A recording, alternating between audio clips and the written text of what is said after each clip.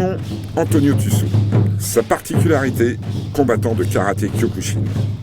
Champion d'Europe en 2014, 6 fois vainqueur de la Coupe de France, il est aujourd'hui, à 25 ans, le meilleur combattant français du karaté au KO. Je ne me verrais pas dans un sport de combat ou un art martial à la touche. C'est pas moi. Il faut du contact, il faut de la réalité. Et le Kyokushin, ça m'apporte ça. Le Kyokushinkai, littéralement école de l'ultime vérité, a été créé par Oyama Sensei au milieu du XXe siècle. Encaisser pour mieux frapper, endurer pour perdurer, affronter plutôt qu'éviter. Tout un état d'esprit, dispensé à travers une seule pédagogie. À l'ACB, Shihan nous a fait cultiver ce sens de la tradition japonaise, du karaté Kyokushin, tel que Oyama Sosai lui a enseigné. Au dojo, on est sérieux, personne ne parle pendant que l'instructeur me parle, ni quand on fait les exercices.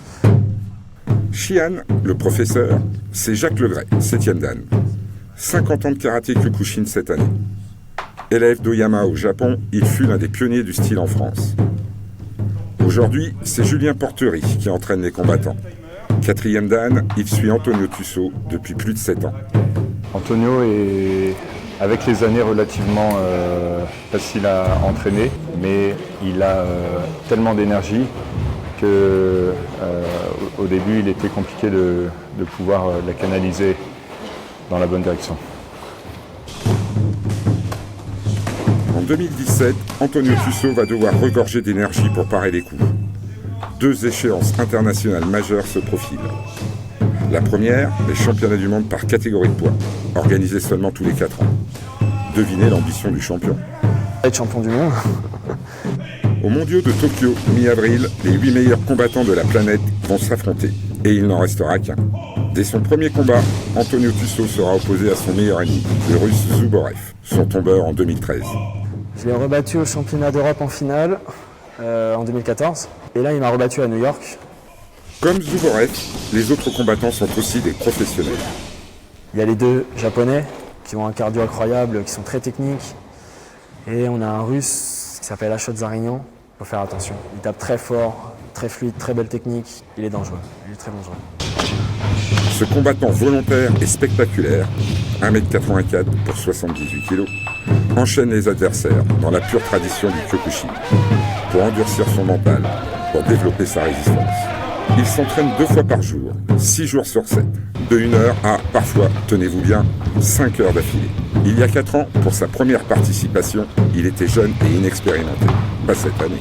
Il a énormément gagné en maturité, en expérience, puisqu'il a fait entre-temps le championnat du monde openweight. Il a passé 3 tours, ce qui est vraiment énorme. Toute cette expérience va lui permettre de faire un championnat du monde avec une réelle possibilité de podium.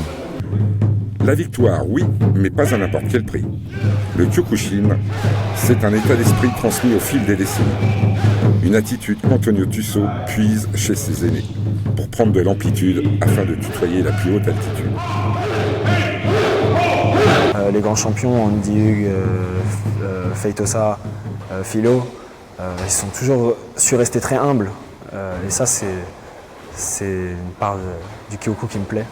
J'aime beaucoup Everton Texera. Dans la victoire ou comme la défaite, il garde le même visage. Ça, c'est